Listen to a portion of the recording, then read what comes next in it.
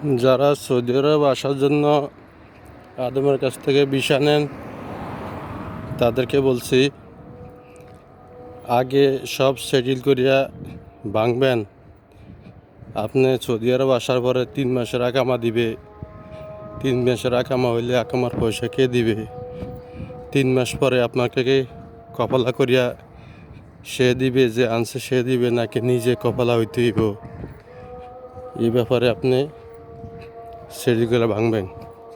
একটা লোক আনছে আমার এলাকার, মানে লোকে বহুত জর্গা এগুলো নিয়ে আনছে ঠিক, আকামা দিছে ঠিক, কিন্তু ও মার্কেটে কাম দিছে ঠিক, কিন্তু আকামা করিয়া দেয় না।